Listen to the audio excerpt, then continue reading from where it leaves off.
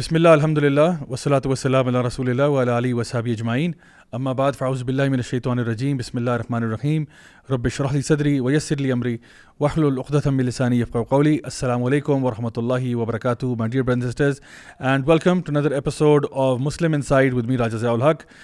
Today, inshallah, we're going to continue with the topic of feminism and primarily trying to answer the question that is feminism actually about women's rights, or is there some other agenda at play?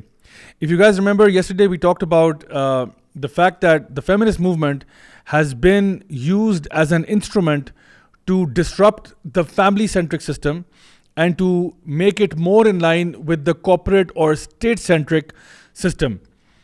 And it has been a tool for the colonizers to be able to find an excuse in order to get into different other countries. So before we get into the details of that, let me take up some of your comments and see what you guys have said or what are the questions that you have asked. The first comment I have is from Noor Fajr, and she has mentioned, I can't thank you enough for starting this amazing series. Jazakallah khair. Thank you so much, and Jazakallah khair for your feedback and your comments. We have another comment from Yumna Kiani, who said, Assalamu alaikum, Zia sir. This series is highly informative and beneficial for us, those who have interest in modern philosophies. You're doing very well. You're going very well, mashallah. In upcoming episode, I'm sure you will also talk about Darwinism. So it would be great if Subur sir could also join you in that lecture. Jazakallah khair. Inshallah Rahman, I will do my best if I can, in fact, bring in Brother Subur to also talk about Darwinism if and when we get to that, inshallah. But Jazakallah khair for your suggestion nonetheless. We have another comment from Business Coach, and they've said, Assalamu alaikum. Last night people are fighting us over why you call this advertisement vulgar and obscene, and the biggest sad thing is that the names of all those who say are like Muslims. I am troubled by the thought that now or people with names like Muslims have a problem that if a woman not wear full clothes is not shameless, then after 5 to 10 years they may not even allow a woman to cover herself. This is a very, very painful and sad and bitter reality that a lot of times people who claim and profess to be believers in Allah subhanahu wa ta'ala, followers of the Prophet Muhammad, peace and blessings be upon him, end up saying things like, we don't need women to cover up, although it's a clear hukum from Allah subhanahu wa ta'ala for the women. So inshallah, we pray that may Allah subhanahu wa ta'ala guide such people. We have another comment from M. Abu Bakr Ali. He said, I get a permanent ban on nearly all social media groups if I talk against feminism. It helped me a lot fighting social media addiction, and now I spend less time on social media and more time with religion. Feminism do spread positivity in this way, mashallah. This is a very interesting and funny comment. And it's true that sometimes people are now so opposed to any opinion that would contradict liberal philosophy or feminist ideology that they completely shut down such people. And I've seen this, and many of the brothers, mashallah, and the sisters who are working with Youth Club have experienced this as well, that anytime we talk about feminism, and you all know, you're all extremely well aware of the fact that whenever we discuss these things, we do it with the utmost respect. We try to bring in a lot of academic evidences, resources, share with you names of different books and literature that can be studied to further enhance our studies on this particular topic. Yet still, even when you have an academic discussion with such people, oftentimes the rebuttal comes in the form of a very emotional response, and then it might result in you being blocked or banned. So again, we just pray for guidance for everybody. I have a comment from Master Way, and the comment is, Quran said men and women are not equal. And Quran, he's quoted ayah number 4, Surah 4, ayah 11, that the male shall have equal of the portion of 2 females. So I don't see a problem with that, because we never claimed that men and women are equal. So the problem would be that when Islam claimed that men and women are equal in every single aspect. And this is very interesting that this comment has come up, because it gives me an opportunity to discuss this point, that are in fact men and women equal? Well, from the standpoint of them being servants of Allah or people who worship Allah, they are equal in the sight of Allah. But when you look at it from a biological perspective, are men and women equal? The answer is no. When you look at it from the physiological perspective, are men and women equal? The answer is no. Men have a different body type, men have greater bone density, men have greater muscle mass. All of these things make them different. Are men and women equal in terms of their emotional development and growth? The answer is no. Are men and women equal on many other platforms? That is why you have men's sports and you have women's sports. If men and women were equal in all aspects, you wouldn't have that distinction. You would have men and women's 100 meters in the same go, but that never happens. So you have men's boxing, you have women's boxing, you have men's 100 meters, you have women's 100 meters, you have men's tennis, women's tennis, and the list goes on and on and on. Why is that difference there? Because we understand and we realize that men and women are biologically, physiologically different from one another. So inshallah, I'll talk about this when we talk about second wave feminism. We'll talk more about why is the expectation there that different things need to be treated the same. It's a very important point. Why should different things be treated the same way? It's a very deep question that we have to answer, inshallah ta'ala. So previously, when we talked about the feminist movement, we said that it's a way of disrupting the family-centric system.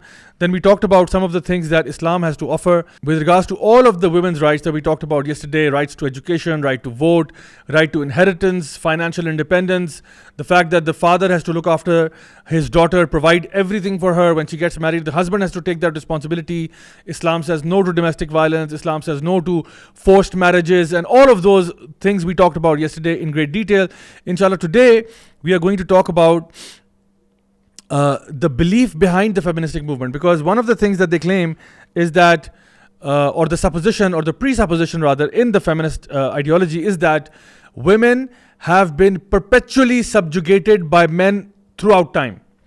That's the claim, that women have been perpetually subjugated, oppressed by men throughout time. And that claim is factually inaccurate, because first of all, if you made that claim, you are admitting that women are weaker, that women are easily controlled. That's why they've been continuously subjugated throughout time. That's the first claim. The second thing is that's factually inaccurate, because there have been many, many empires whereby the leaders have been women. You look at the Egyptians, you had Cleopatra, you had other empires where women were the queens and they were leading their people, and they were in very, very senior positions and positions of power and great authority. So that claim to say that, just a sweeping statement that throughout time, across cultures, across all traditions, women have been subjugated by men, that is factually inaccurate. As a matter of fact, I'm just going to mention something anecdotal, that a lot of women that I've counseled, because we get a lot of counseling cases, we get a lot of people calling in, we get a lot of people messaging. We try our best to help out as best we can, yet still we fall short of doing that because of the sheer volume of requests we get. Having said that, out of all of the women I've tried to counsel in various situations, various troubles they're facing, various problems they're going through in their lives, be it in their domestic life, in their work life, whatever it might be, when you ask a woman that who is responsible for your suffering and your misery, is it a man or is it a woman? What do you think the answer is going to be?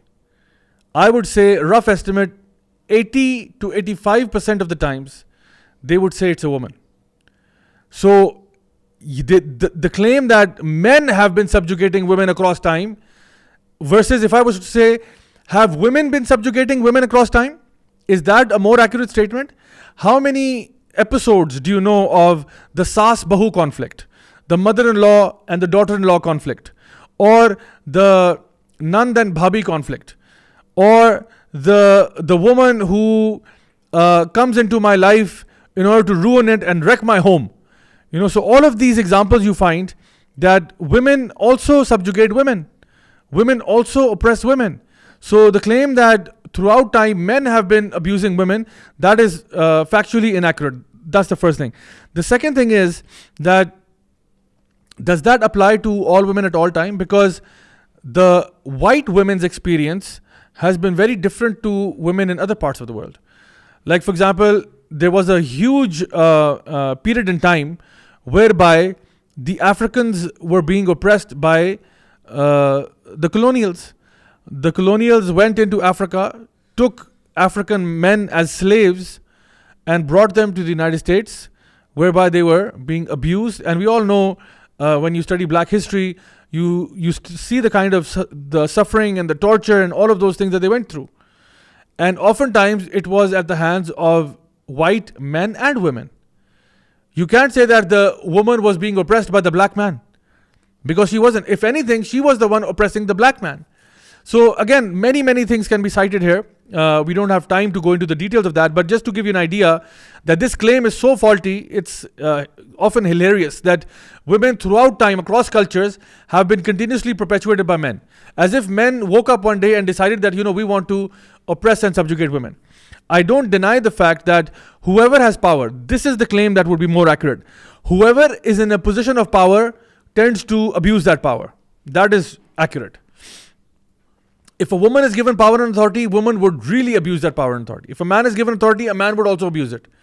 So for example, if you have a domestic setup whereby the man who is physically stronger than the woman, in most cases, a man who comes home and he's angry at something and he takes out all of that anger on his wife. Now what does the wife do? Does the wife sit in a corner and do nothing? No, the wife would oftentimes take all of that anger out on a child. When we talk about domestic violence, a man beating up his wife, do you know that there are far more cases of mothers beating up kids than there are of men beating up women? I was looking at a research whereby the statistics with regards to men beating up wives were about 30-35%. And the ratio of women beating kids was about 60-65%, almost double that. So who is oppressing whom? That's the question I'm asking here. So my dear brothers and sisters, what we have to understand is that when you look at the feministic movement, it's an attempt to weaken the foundations of Islam. And before that, I'll even mention one thing. It's a good read, a book called Islam and Liberalism by Joseph Massad, who is a PhD, and this is a brilliant book, by the way. And the claim that this book makes is amazing and phenomenal. The claim made by the book, and after a lot of research, is that liberalism was created in order to undermine Islam. That's a huge claim, by the way. That liberalism was in fact created to undermine Islam, because the colonials in the 17th and 18th century, when they were coming into these lands, especially like the Indo-Pak subcontinent, and for example, you had the French in Algeria, and you had other Europeans moving across into Africa, for example, the colonials were facing Muslims at many of these areas. And at that time, the caliphate was still alive. And whenever the caliph said something, people would follow that. And if the caliph was to say that all of you now revolt against the British or the colonizers, whoever they might be, whether they're the British or the French or the Dutch or anybody, if that command comes from the caliph, then people would take heed to that, and they would do that. So their own earliest writers, the colonizers, have written about this, and this is what Dr. Joseph Massad actually discusses in his book, that the earliest colonizers knew this, that if we are to conquer Muslim lands, we need to change Islam ever so slightly in order to make it more liberal. Come in as liberators and make them give up certain ahkam, certain of the rules and regulations that they hold so dear and near. And when they give up those things, then it will be easy to colonize them. Otherwise, we could have a mutiny on our hands and we'd be kicked out in 2 seconds. Likewise, the feminist movement was also a subset of liberalism, designed to come in and with the guise of trying to liberate Muslim women and make them like the European women, giving up their own values and all of the rights that Allah subhanahu wa ta'ala had already given to women, removing those and saying that now we want to talk about women's rights and we want to liberate them. Okay, so what we have to understand is that the current feminist movement, although if you look at it as a tree, for example, you have the tree of Islam and you have the tree of feminism. So they might have branches that intersect one another, meaning that there could be many things that the feminist movement might be saying right now that are totally in line with Islamic values. It could be true. So like, for example, when I mentioned that women have the right to an education, the right to vote, the right to inheritance, and all of those things, we already agree to all that. We already agree to that. So the feminist movement and Islam are like two trees whose branches at certain points intersect. These are the commonalities between the two. But primarily their roots are very different. One of these movements is based purely upon liberal philosophy, that do what you wish, do what you feel like doing. And the other one is focused primarily on whatever God said so. Whatever God said, based upon revealed knowledge, that the creator of the heavens and the earth knows best what he has created. So therefore, we follow his commands.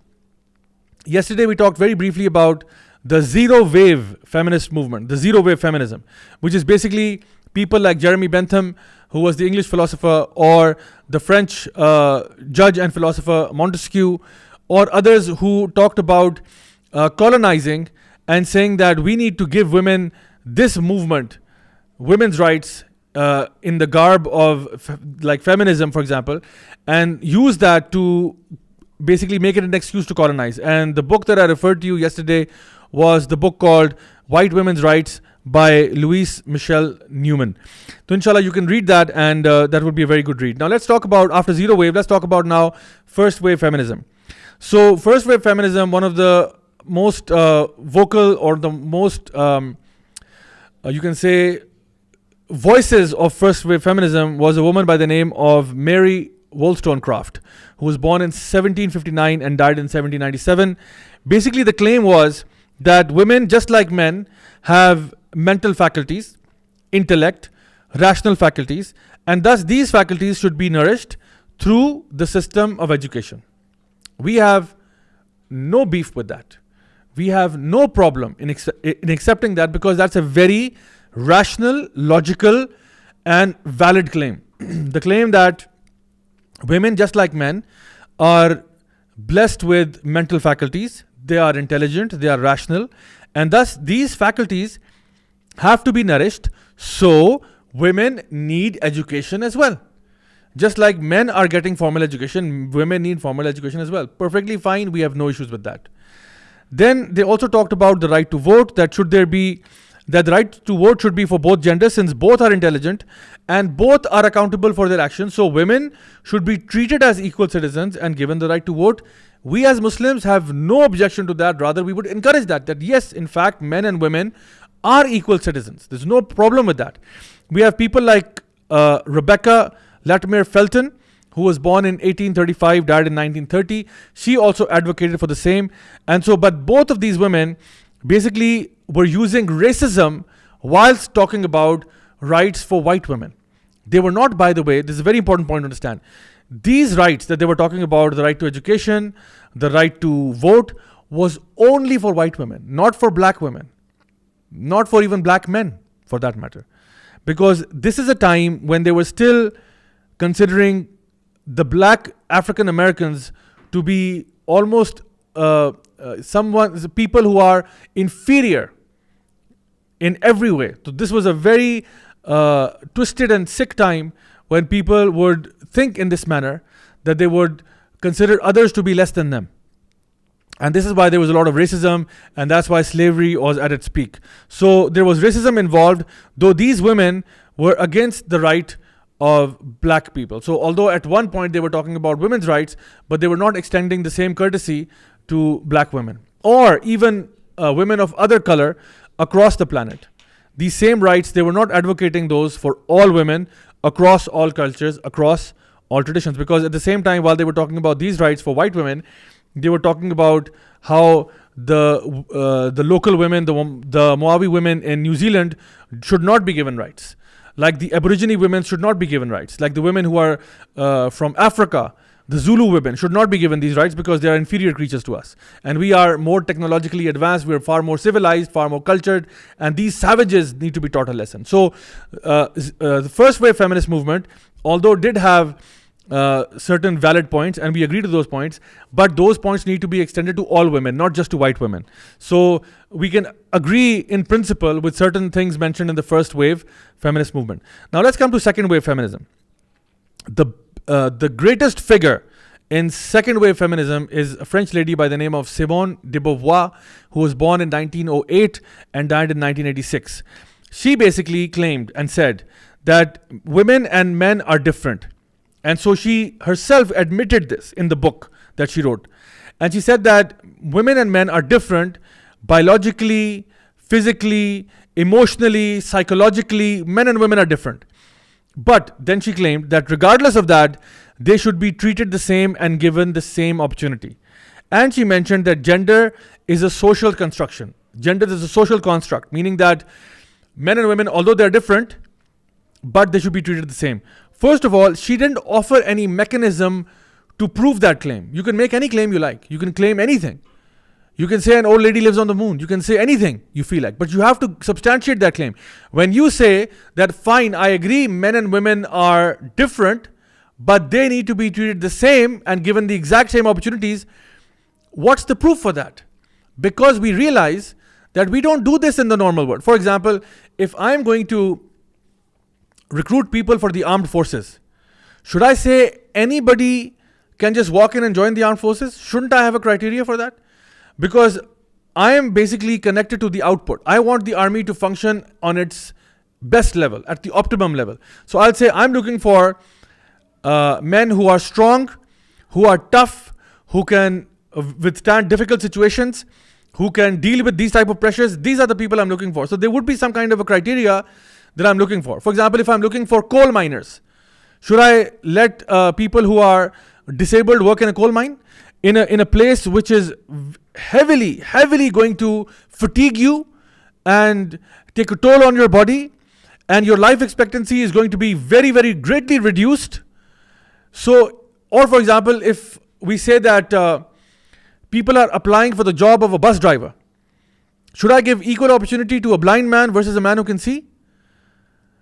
Is it the case that in this world, when we hire people, is there not a criteria for certain tasks and jobs? This is exactly what Islam talks about. Islam acknowledges that men and women are different. They are equal in the sight of Allah. They are equal in the sight of God Almighty. But Islam has given them gender roles. There are certain things that men must do, and there are certain things that women must do. And each of these roles is suited to who they are. For example, women have reproductive capability, which men can never have. So naturally, certain things can only be done best by women and never by men. You cannot say that, no, even though they're different, they still should be treated the same way. No, of course not. If we expect that a woman works the same number of hours as a man, gets no vacation whatsoever, even though she might be pregnant, even though she's basically she needs a maternity leave, we say, no, you toughen up and act like the man. No leave for you. That's injustice. That's unfair. So Islam gives due right to both genders. For example, the man is made the qawwam. What is the qawwam? The qawwam is the head of the household. So this does not mean that he, kicks off his shoes, puts his legs on the table and says, I am the qawwam, so everybody just do as I say. No. Qawwam means that the man has been given responsibility. With great power comes great responsibility. So the responsibility given to the man is that he has to be the bread earner. The man has to earn for the family. He has to go out there, work a job, do a business, whatever it might be, and he has to provide for his wife. His wife, even if she doesn't work, he has to provide everything for her. Her fooding, her food, clothing, boarding, lodging, everything has to be taken care of by the man. When they have children, he has to take care of all of the financial responsibilities of the children as well. This is what a man must do in Islam. Men are not screaming that this is unfair. Why do we have to pay the bill all the time? When a man and a woman go to a restaurant, the man is supposed to pay. Not that, I paid the check last time, now it's your turn. No. It's a responsibility of the man to take care of the woman. Because the man has been created bigger, usually stronger, more tougher, being able to handle the outside pressures far better than normally a woman would. A woman who is more delicate in nature, has a more emotional, has a more caring nature than a man. Therefore, her end of the bargain is to take care of the family, to nurture and nurse the family. And it's a fact that whenever you go to any Montessori, for example, or any daycare, you'll find women there. 99.99% of the time you'll find women there. Why? Because women by their very nature have a maternal instinct, are much better caregivers than men could ever be. Men can be put on the battlefield. Men can be put to lay down railroad tracks. Men could be working in construction, lifting heavy objects, working in coal mines, dying for their countries and so on. Yet none of that is given to women. None of those tough jobs are given to women. Why? Because we understand that men and women are different. Imagine if I was to say that, let me give you a hypothetical scenario. Because these feminist writers, they wrote things like, a woman who stays at home is like she's in a comfortable concentration camp. They wrote stuff like that, saying things like that. That a woman who is staying at her house, she needs to go out there, she needs to go out and work a job. And they said that if she's staying in her house, then she's in a comfortable concentration camp. That this is like a prison. First of all, a concentration camp, by its very definition, can never be comfortable. This is an oxymoron. You can never have a comfortable concentration camp. If I was to turn the tables around, and if I was to say that there is a man and there is a woman, and they are married, and the woman works 9 to 5 every single day, and the man stays at home taking care of the kids, and the woman, she has to go do a job in construction. She basically lifts heavy objects all day, often gets hurt and injured in the process. According to security surveys, her job is a high-risk job. There are chances that she might end up in accidents due to falling debris and so on. And there's a chance that because of this job, her life expectancy would be reduced by 10 years. Because of the nature of work, because of the dust in that environment, because of other hazardous things. So this woman works 9 to 5 in a construction work, while the man stays at home and takes care of the children. Then one day, the country decides that it's going to war. And it basically inducts all of the able-bodied women to work with the government, with the military, to fight in order to protect the men who are staying at home. So she doesn't have a choice in that. She has to go and fight the battle. She has to go, because this is now an order from the government that all able-bodied women must go and participate in the battlefield. They should lay down their lives and die in the process in order to save the men and children at home. And so she goes, she comes home, she takes up her backpack, and she said that, I'm going to war. Maybe I'll see you, maybe I won't see you. And she goes and she comes back after the war. And injured, bruised, whatever. And all her life she spends and she toils trying to earn for the family, trying to make ends meet, trying to provide for her husband, trying to provide for her kids, to the point that it causes her medical problems. And one day when she comes home, the husband says to her that, I think that I'm a slave in this relationship. I think I'm living in a comfortable concentration camp. Do you see how that would be a problem? Now, the reason why I've switched the roles here is just so that you can understand that when the feminist movement talks about women, one major problem, one major flaw is that it completely overlooks the efforts and the sacrifices and the life and death of men in the process. It is a fact of life that men are working much more dangerous jobs than women. It is a fact that men have a higher death rate in their jobs. It is a fact that men are greater victims of violent crimes, often men against men, but they are more victims of violent crimes than women are. So all of these facts are there, and you have tons and tons of statistical data to prove what I'm saying. But still, the feminist movement would look at women and would completely overlook men. So Islam teaches us to be fair. On the one hand, where we talked about all of the women's rights that Islam promises for women and demands that women be given these rights, at the same time, Islam also looks after the needs of the man, saying that you both, the man and the woman, are going to work together to make a family, to raise children, to groom them. Like Napoleon once said that, give me great mothers and I'll give you a great nation. It takes commitment from both the husband and the wife to raise a family, to make a house into a home. This is what Islam wants. Islam, on the one hand, has placed a lot of burden on the man in terms of providing for the family. If the woman wants to work, she can work. And whatever she earns is purely her.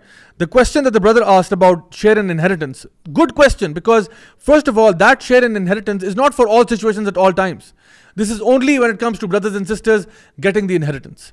So yes, the brother gets double the share of the sister. Why?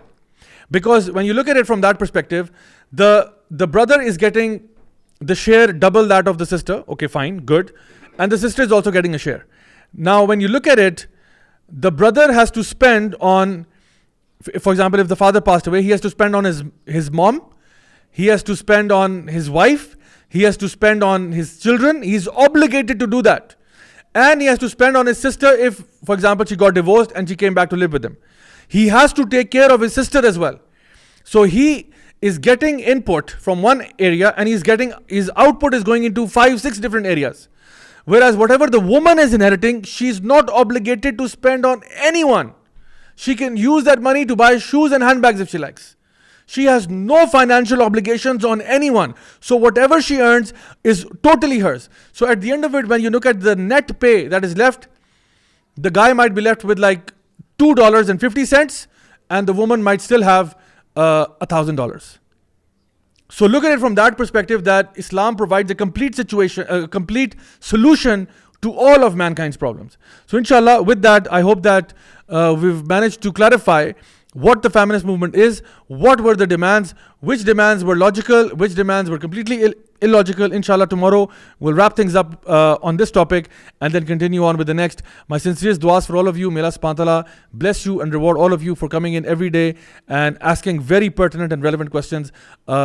Inshallah, do take care of yourselves. I'll see you guys tomorrow, same time, same channel. Until then, wassalamu alaikum wa rahmatullahi wa barakatuh.